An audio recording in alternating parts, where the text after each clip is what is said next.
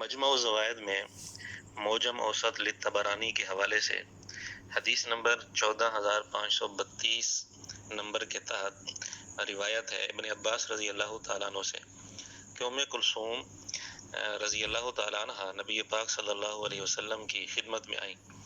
کہنے لگی یا رسول اللہ، فاطمہ کے خاوند بہتر ہیں، فاطمہ کے خاوند میرے خاوند سے بہتر ہیں. نبی پاک صلی اللہ علیہ وسلم خاموش رہے. پھر فرمایا کہ تیرے خاوند سے اللہ اور اللہ کے رسول محبت کرتے ہیں اور وہ اللہ اور رسول سے محبت کرتے ہیں. اور پھر فرمایا کہ میں تجھے اور بھی بتاتا ہوں، اگر تو جنت میں داخل ہوئی اور تو نے وہاں اس کا ٹھکانہ دیکھا تو میرے صحابہ میں سے کسی کا ٹھکانہ تو نہیں دیکھے گی، میرے صحابہ میں سے کسی کو بھی، کہ جو اس کے ٹھکانے کے اعتبار سے اس سے اعلیٰ درجے کا ہو، اس سے بلند ہو. یہ روایت لے کر امام حیثمی لکھتے ہیں کہ وَرِجَالُهُ وُثِّقُوا وَفِيهِمْ خلاف، کہ اس کے راویوں کی توثیق کی گئی ہے اور ان میں کچھ اختلاف بھی ہے.